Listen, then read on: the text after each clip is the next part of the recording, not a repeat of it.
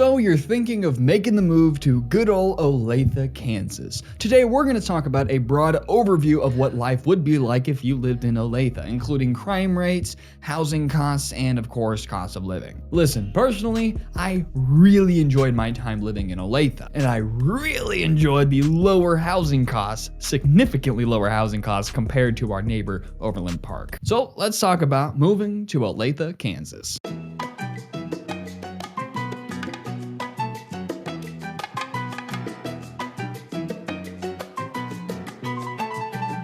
Make me a deal. If you get any value or information out of today's video, hit that like and subscribe button. My name is Greyson Roberts, the owner and realtor with Boss Properties. If you're looking to buy, sell, or invest in the greater Kansas City, Missouri area, don't hesitate to reach out, call, text, or email 24/7, whatever is your speed. I'd love to help you figure out where the best city is, the best neighborhood for your specific situation, and we'll get you squared away with buying your dream home. Thank you so much. And before we go any further, I do want to give a quick shout out to Boss Properties long-term sponsor, Webull, our favorite free online stock brokerage. It's going to help you master your money. They're actually going to give my users a sign-up bonus of 6 free stocks. All they got to do is create an account with the link in my description, open it, fund it with as little as 1 cent so they can give you all of that free stocks. You sell them, buy the dip, and make more money, or lose money like everybody in the market right now, or just cash them out and use it to pay bills because inflation sucks. With that being said, enough of me flapping my lips. Let's talk about good old Olathe. Olathe, Kansas is a city located in the northeastern part of the state with a population of approximately 135,000 people. And it is a suburb of Kansas City, similar to comparable cities like Lenexa or Overland Park. And Olathe is known for its strong economy, safe community, diverse population, and good schools. We'll talk about this more in a second, but the cost of living in Olathe is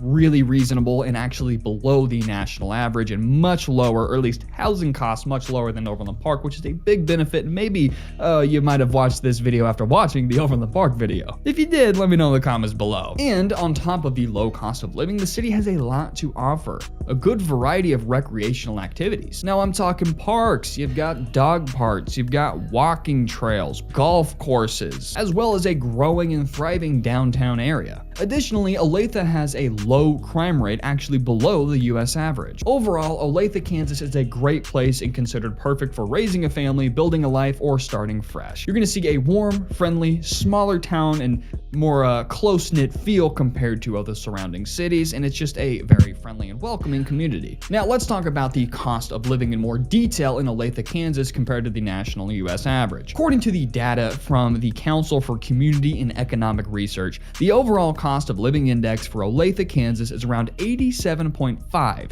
which is lower than the national average of 100, so it's significantly lower. Also, housing costs are particularly low compared to the US average. The median home price in Olathe is only around $250,000. Now, the market has been going crazy. This data is from 2021, but 2022, and of course going into 2023 as we are right now, we're seeing a decline in prices, so even if that did jump up a little bit, it's going to be relatively accurate as farther the year goes. And not to mention, $250,000 is significantly lower than the national home price average of $313,000. Of course, rent usually follows home prices, so it's lower than the surrounding cities. Not all of them, but especially compared to Overland Park. To put it into perspective, the average rent for a 2-bedroom apartment right now is about $1,100 a month, not just to buy. Boy, I wish I'd gobble them up. To kind of illustrate this low cost of living point a little bit further, I used to live in Overland Park, Kansas, and that's where I would pay rent and that's where I would get groceries. But if I really wanted to do anything else, I would hop over to Overland Park because I did feel like it was a little bit of an upgrade,